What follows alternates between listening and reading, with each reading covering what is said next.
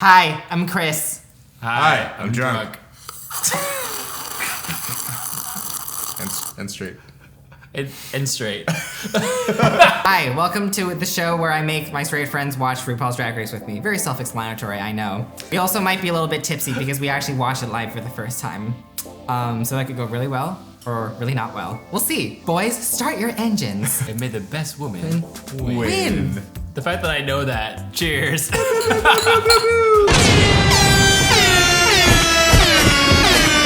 So for the mini challenge, they're doing a reading of a teleprompter a la Rachel Maddow. Yes. That's right. And I mean, again, like it was kind of difficult to tell who did it well. I mean, like they cut through a lot of people, but Yeah, it was super fun. I think we agreed that Nina West did it well, and was it Evie that did? Oh, Scarlet. Scarlet. Yeah, okay. Evie and Scarlet did really well. And Scarlet ended up winning. I wonder if the standard was like how closely they imitated Rachel. Raichu. Raichu. It was again very arbitrary, which is why we don't spend a lot of time on it anyways. I also feel like the white queens are more confident just in general. Like I think they're like they feel kind of in their element, especially acting as Rachel. Yeah, they're just in their pocket. Yeah, that's right. Yeah. So like Nina and Scarlett have both excelled in acting challenges. Yeah, so I feel like think this is also another acting challenge where they're gonna rock out. You know? I think that's always very difficult. I mean, we kind of saw it in the musical kind of too, where we're like, it can be very easy for someone to just be like, oh well, I don't see you as this character, Right. because you don't match the skin tone of this character. Yeah. Or just like the cultural tone. of Right. it as well. Where it's very like white American culture kind of focused. At least for this episode. Kind of Right. some of the challenges with the musical and the Rachel Maddow. I tried really hard not to say Raichu there. We see that they're going to do Trump the musical.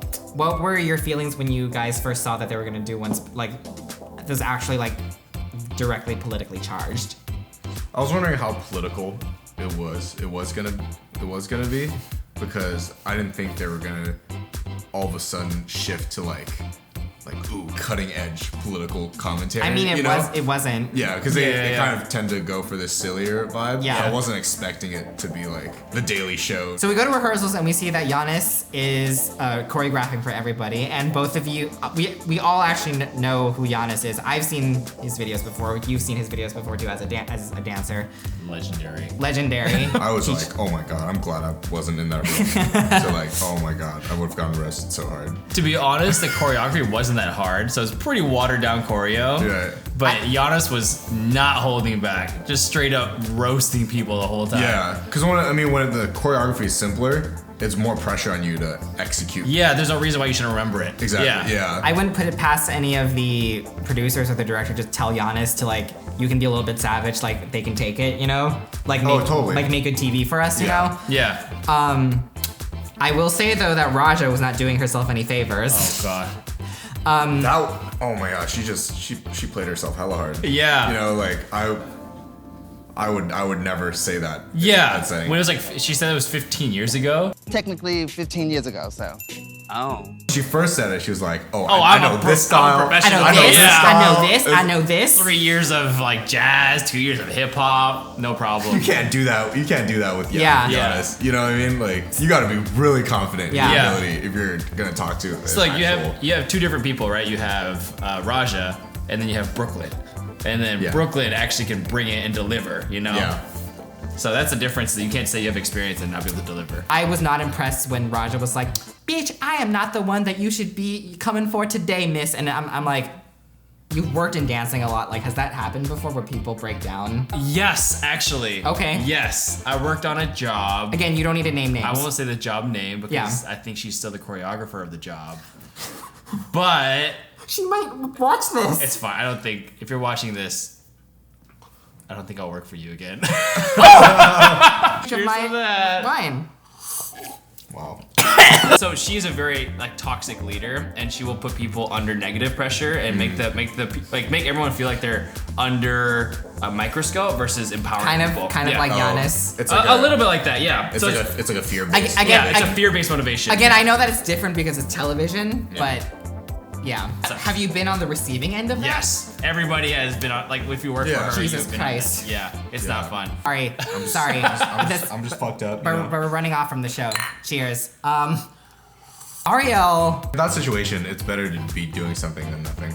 Yeah, it was this, like we were talking to the show, it's like this weird mental block of, I don't want to look like a failure, so I'm just not not going to gonna try. do nothing. Yeah. Yeah. But then not try makes you look like a failure. But then in your head, you're like, I would rather not try to make myself feel better about not failing. Exactly. Like, if I don't put any effort, they can't blame me. We definitely linked like Ariel's bitchiness in Untucked with that mental block, I think. I relate to that mental block so much. No, I do as, too. As like a Chinese person specifically, having grown up with so like results oriented, it's about like, okay, how fast can you get to a point where you can get results? I mean, that's drag. So- I think that's just, I think Could you do you I think that's Drag Race just in a nutshell. I think that it's kind of fair that she's going through this because do you remember in episode 1 where she was like kind of questioning Soju's legitimacy for being like, oh, like you're a YouTube queen, but you don't really perform, right? And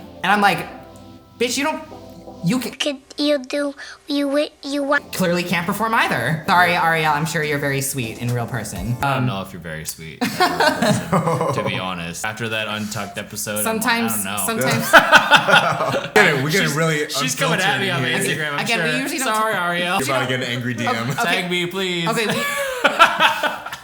At me, you won't. At me. let's talk about the musical in execution then. I will say, given how bad the rehearsal was, I was surprised at how good the musical was. It was really The good. rehearsal was a train wreck, but the show was awesome. It was actually quite good. I liked it. A couple people didn't like execute their lines. Mercedes and Yes. Plastique disappeared from me. Yeah, Raja was a surprise for me that they didn't like her, but for me it was like Plastique and Mercedes. yeah, you're right. Like Mercedes was literally just like One tone the whole way. she wasn't giving. Yeah, Uplands, you own everything. Uplands. You earned everything. I mean, I think it was obvious who excelled, right? Brooklyn excelled. Nina rocked. Nina excelled. Nina killed. I liked Silky in the challenge. I like Silky Yeah. too. Yeah. Silky straight up like embodied Oprah. For me, I wasn't I thought getting she that, looked but- like Oprah, and like she commanded the stage. And I think it helps that she's big too. Like Yeah. literally her like physical size commands the stage. It's like what we're saying with like Brooklyn, or like Scarlet and Nina. They weren't like typecasted obviously in the main Yeah. challenge, but like from an audience perspective, it just makes sense already. Yeah. So then you're already starting from a stronger point. You know, it would have been weird if Scarlett was like, "Hey, I want to be Oprah." We're gonna go into the runway and we're gonna talk about our favorites.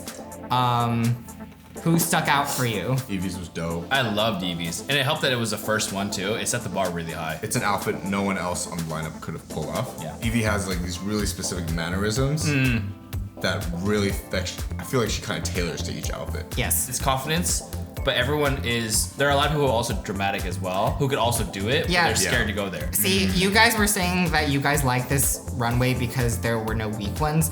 There were no weak ones, but I also was not excited by a lot of them because I think a lot of them played it very safe. And I The saw, very showgirl kind of Yeah. look. I was saying that a lot of people were pulling off like a showgirl type of look. I wasn't really here for it because it makes it very easy to forget who's who. Because it was such an open genre, I guess. Like it's just orange. Everyone's gonna bring a good look, but you want to Yeah. stand out from just being a pretty good look. There needs to be like a like if you have so much freedom, you should be able to like apply like a concept to it by instead of just doing like I'll just pick something pretty that's orange. Yeah, Yeah, it gives because you more everyone's going to be pretty and orange. Exactly. But the people who stood out today were people who did something different. It's the same thing with the fringe challenge. I feel like a lot of people were just doing like it's just like pretty showgirl fringe. Yeah. But like Nina actually did like fringe hair, which was actually like at least conceptually interesting, not just like I'll put fringe here because that's where fringe always goes. But it looked like unicorn puke. What's wrong with unicorn puke? Nothing. Because unicorn puke.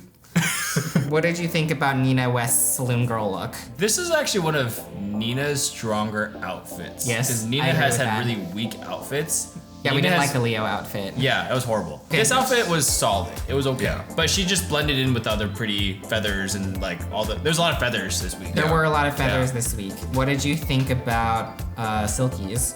I actually thought it was Silky's best look. I feel like her movement has never been super suave. You guys said that you guys liked Akira's outfit, right? Yeah, the Nicki Minaj. Nicki Nicki Minaj Minaj. look. Yeah. Yeah. I mean, Nicki Minaj from the back. Yeah.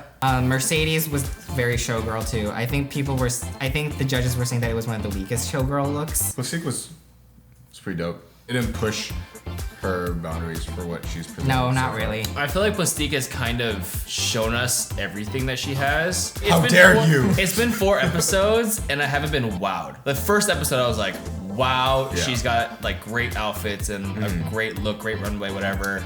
But nothing has developed from that. I think that's the Yeah. problem with a lot of the younger pretty queens that come on the show is that you are scared that they might be very one note and they might have depended on their looks a lot. Brooklyn Hytes. It was one of the more different outfits from the other showgirl outfits. I like the lighter orange Yeah, that she used too. that's true too. I stuck like, out. yeah. Just a different tone. What did you think about Sugarcane's Trump look? Oh, Loved it. It was super jarring. It was really funny. for me, because this is the first season that I've watched, this is the first time I've seen a jarring look and like kind of out of the box look, you know? For me, I was like, oh, this is interesting drag. I've never seen something like this before. We were having a really good conversation while we were watching it together because Richard was asking me like, oh, is this still drag because it's not like pretty feminine? Yeah, it's still drag because like she's still putting on a feminine figure and also like it's like drag is allowed to be comedic as well as being pretty. Yeah. Okay, so let's go into the lip sync now. I think most of us, we were kind of pretty sure that Vanjie wasn't gonna go home. Yeah. I don't follow him very closely, but in this context, he wasn't funny to me. He was just loud. He legitimately seemed drunk. Yeah. I thought he was drunk too. I wonder if that's just his personality. I can see her butt. Yeah! Are you mad at me, Michelle? I didn't really need that energy being brought into Drag Race. Silky won. Do you guys agree Wait, with the Silky decision? won. Oh, I forgot about that. I thought Nina West was super killing. I thought Brooklyn should have won. I think Brooklyn should have won. Yeah. Nina West did well, but her outfit was a little forgettable. So we have the lip sync and it's Raja versus Mercedes. I think Raja came out swinging. She immediately walked in front of Mercedes. Yeah. Well, it's also like when that happens, you have to adjust quickly. Like Yes. Mercedes kind of like it was kind of like she continued to walk behind her for a while. She let it happen. It's always a positioning battle when it comes to a lip sync or a dance off. Like Yeah, we're not even in front, but just like position yourself so you have your own space. I think we were arguing a little bit about this when we were watching it. I just don't like it when queens even resort to that. You can make the space your own without having to walk in front of somebody by making their life more difficult. I will say that Mercedes just kind of felt like she knew she was going home. Felt like she. Oh damn. You didn't get that? I did, but I didn't think of it like that. She clearly wasn't giving 100.